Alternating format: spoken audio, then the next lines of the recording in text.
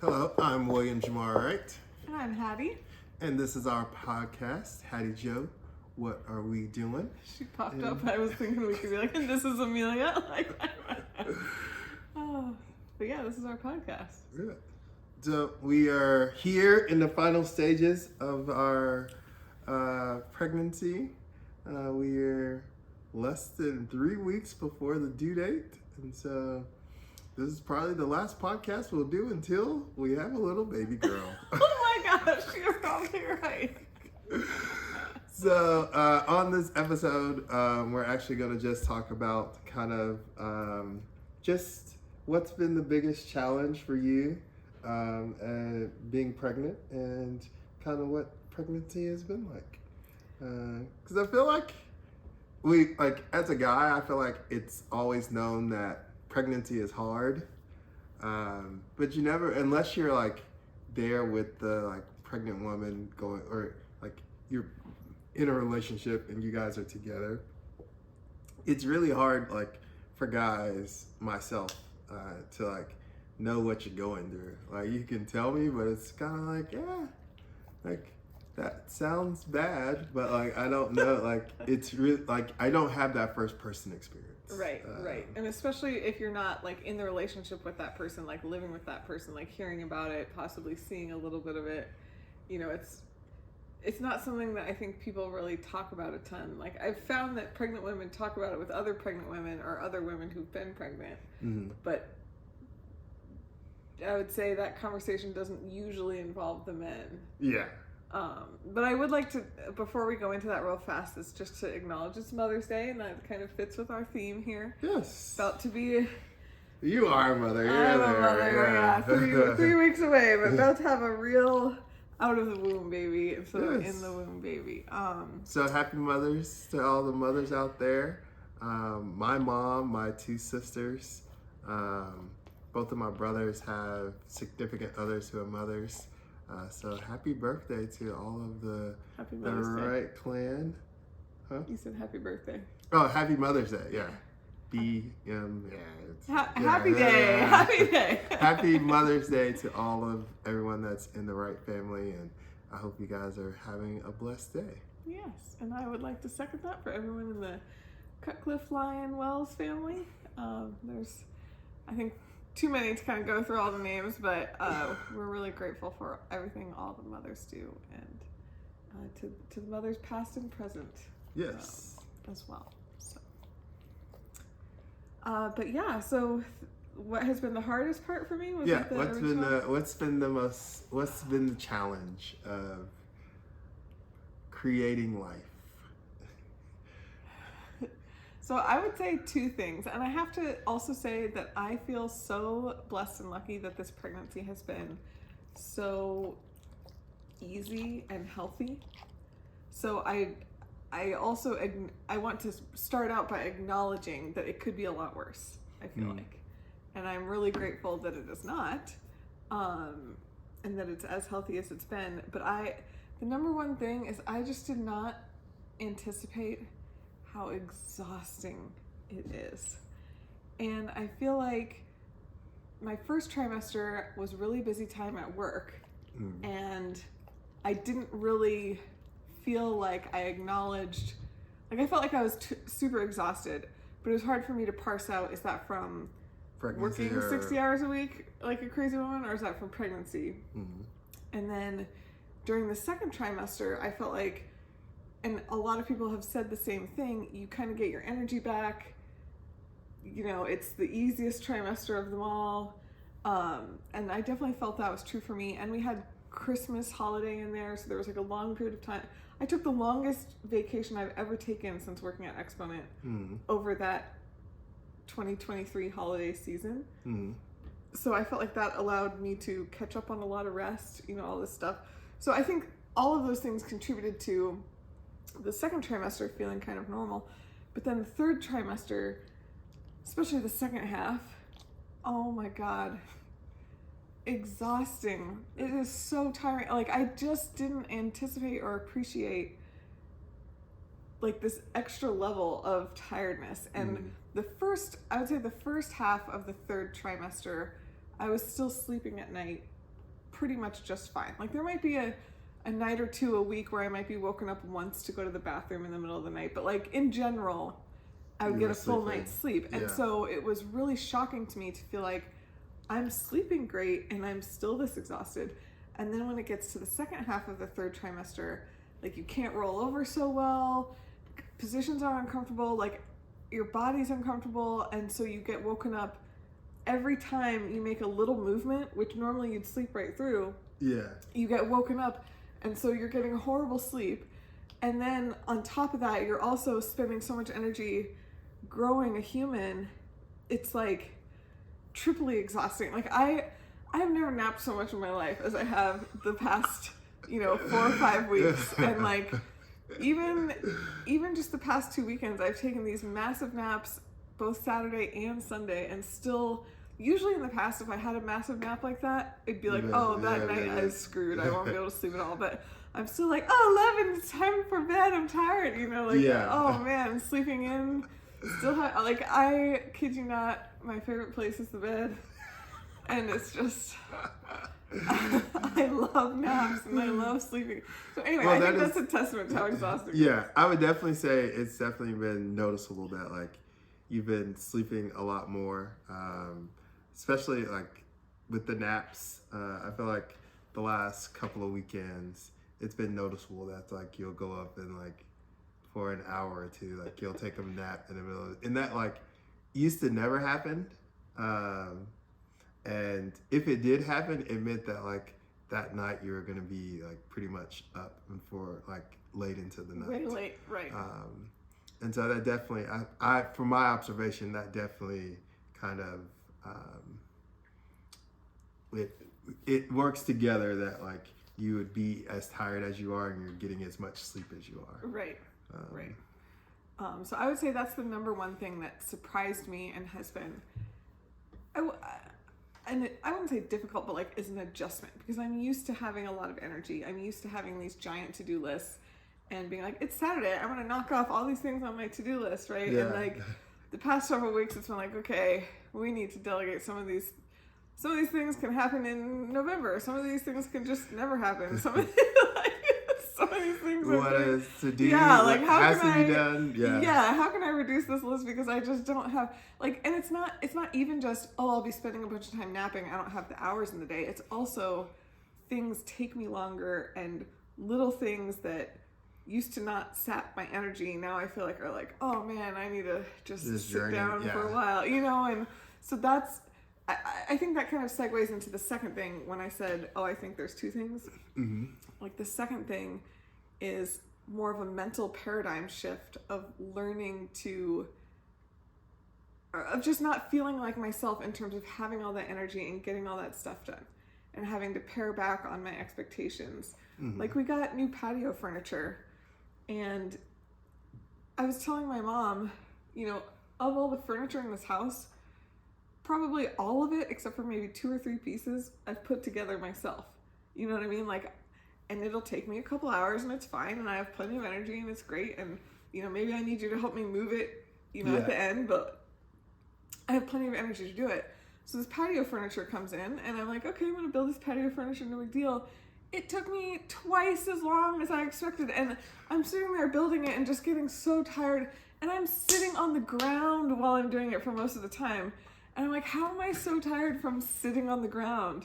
Like it just was, it took me 2 weekends as opposed to, it didn't take the full weekends, but like, I had to split the effort across 2 weekends, because in the first weekend, I just did not have enough energy to complete the task, which was totally something I did not expect. I was expecting to complete it all in one day, and in half the time I spent last Saturday. Mm-hmm. So little things like that, and just, I've always felt, and I feel very privileged and blessed to have a healthy body, that I've always felt capable to do whatever I wanted to do. Yeah. And now there's starting to be little limitations on things where actually I can't do that, or like, this will take me much longer, or this will be like the whole main event of that day if I choose to do that. And we were talking about the walks. So before I was pregnant, I would run a lot. And one of the things I would do would be a 4-mile run on Saturdays. And for like runners, that might not be very much, but for me, that has been like a comfortable amount for my quote unquote long run. And there's periods of time where that run might have been a little longer, but for the majority of my running life, jogging life, it's been about that range. And so then when I got pregnant, the doctors were like, well, over the summer and when it's really hot, you want to be careful not to overdo it. So I kind of started walking. And I could walk 4 miles and it'd be great. Love it. No big deal. Well, the past month to 6 weeks, I'd do my walks and then I'd come home and be really, really tired, sit on the couch. And then when I'd get up from the couch, I'd be hobbling around like, oh my God. And, you know, I would pare back. There was like this period of 3 or 4 weeks where I was like, I'll just do three miles. Mm-hmm. And I'm still like hobbling around. And then there was a couple weeks where I just did 2 miles. And then the past, like last weekend and this weekend, I'm like, I'm doing 0 miles. Like I just can't. Yeah. Like, and thankfully I'm not hobbling around as much either, but it's just mentally a little tough of a pill to swallow when you're so used to being able to being physically capable.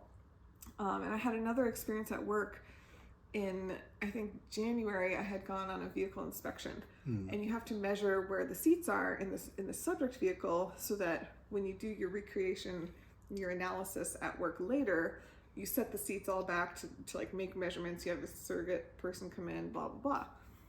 And so in January, I wasn't this pregnant. You know, to make some of these measurements, you kind of have to be like crouching way down and like in awkward postures. And so then I think we did the surrogate work either the very end of March or the beginning of April. So I'm much more pregnant. And I could not bend down into that posture. Like, thank God it was a big minivan and I ended up like laying on my side to get to do this measurement. But I was like, I recall specifically how I had positioned my body in the subject vehicle to make this measurement. And I cannot do it. Yeah. Like, I cannot do that.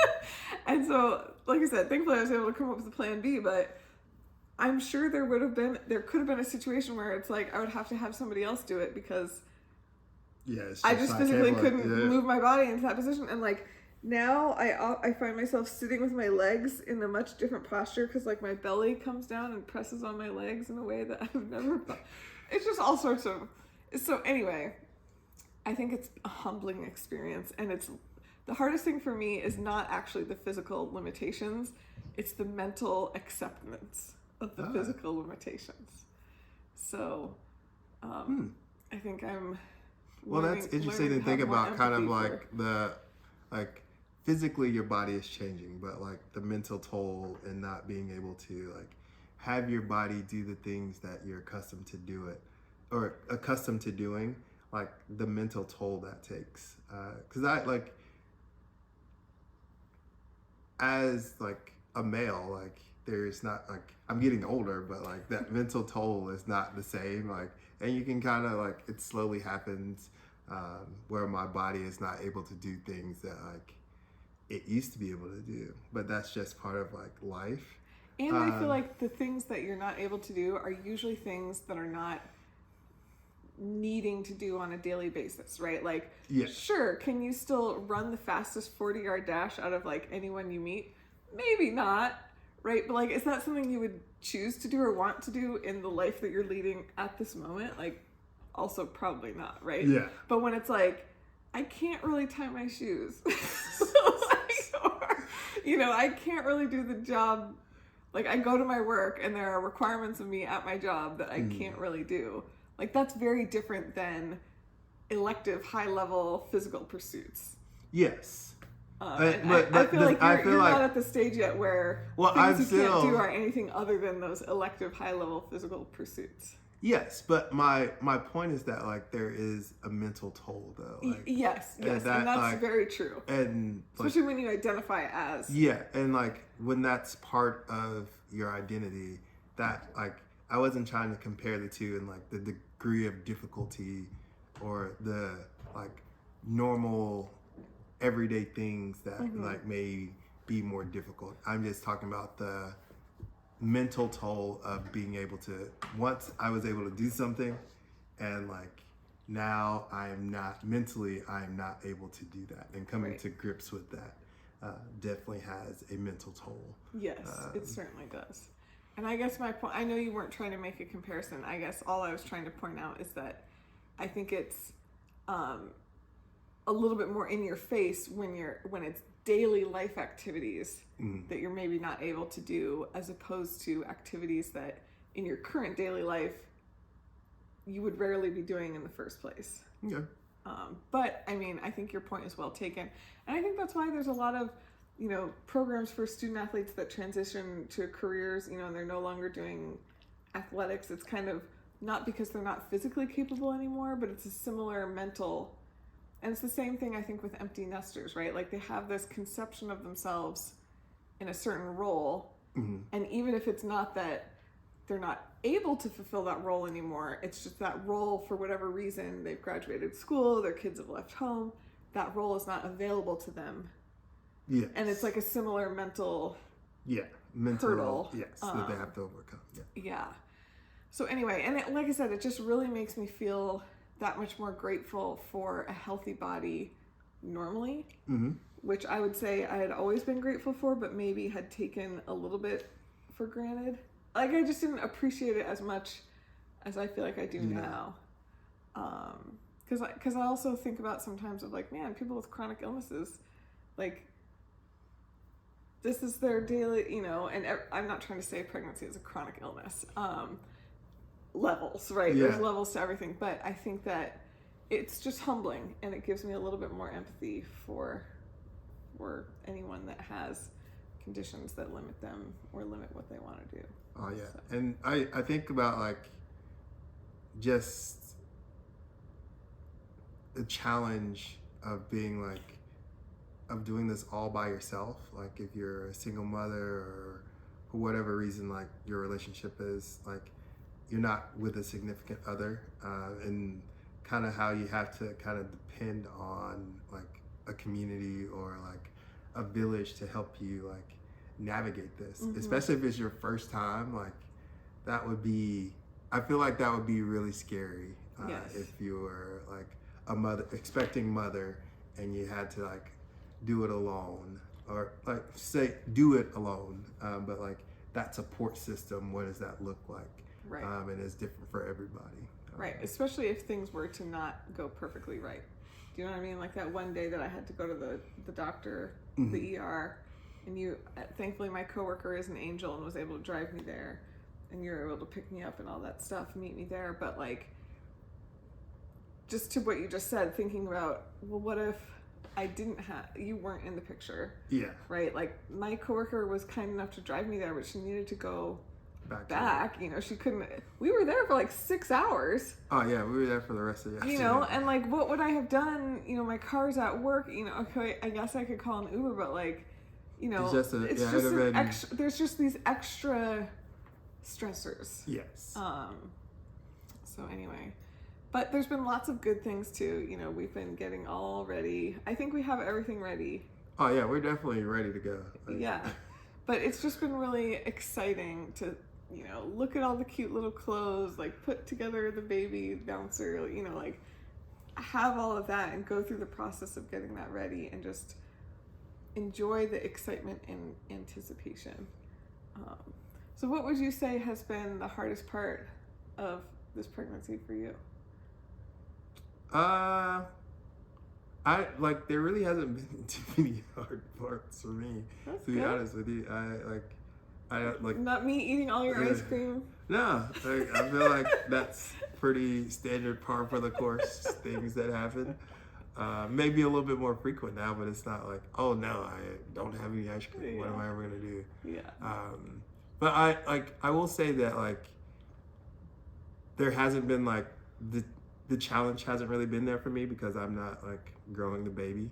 But I do look forward to like when she's here, and kind of helping and making sure that she's doing well and taken care of. And so that challenge, I'm excited to see what that looks like. Yeah, me too. I would also like to say that like I work I would say a female dominated field. And so it's been interesting to like have conversations with like my coworkers about like, hey, they're asking like, how's your wife doing? And I'm like, well, she's doing good. Like we're at this stage, and they're like, oh, like I bet she's getting really tired, and like, Yeah. or like, and a lot of them have had children of their own, and so they can sympathize and empathize with like how you're feeling and like what you're going through, and so that's been like a kind of a connecting thing for me and some of my coworkers, in that like we're able to like talk about how you're doing, and it kind of creates like, oh yeah, I remember when that was happening, or it's been funny. We've talked about this, that like technically the doctor has called your pregnancy a geriatrics pregnancy. Yes. I think that the more 2024 terminology is advanced maternal age, or AMA. But in 15, 20 years ago, geriatric pregnancy was the real term. So it's not an incorrect term at all. So advanced maternal age. Advanced maternal age. But like I've mentioned that to some people, and they look at me and like they don't think that I'm that old, and they're like, "Are you kind of like dating a cougar?" Like, and so like when I say those things, they think that like you're like in my 60s 40. Yeah, you're like 42 plus, and I'm like, no, she's younger than me. Like. It's just what the doctors have termed this pregnancy. Yes. And there's like a range of ages, and I am like barely blipped into the, like, I think the cutoff age is 35 when you have the baby, right? So I just turned 35 in the middle of the second trimester. So I really am kind of at like the very entry of that, bucket. But anyway, it is hilarious to me too, and I laugh about it all the time. But that's been kind of a little inside joke that me and my coworkers have had. So yes, your geriatric wife and geriatric pregnancy. How old is she? Yeah. Well, I appreciate you listening to all my complaints, because I will say I sometimes I complain, but I also feel like a lot of times it's just hilarious to me. Like I'll be sitting over there in that corner and struggling to get out because it kind of sucks you in, and I don't have any core, abilities, and I'll be kind of laughing at the fact that I'm a little bit stuck, and like, it takes me a while to get out of the couch and sit up and everything. So I have found it really entertaining, and I hope it feels to me like most of the time it's funny to me. Yeah. But there have been some times where I've slept really poorly, or I am in discomfort, especially with like all my joints loosening up, and I would definitely say you've made the situation like it hasn't been like a drag. Well, I'm also just so excited. Yeah, and it's all for the greater good. That's right. So that's what we're doing. Deuces.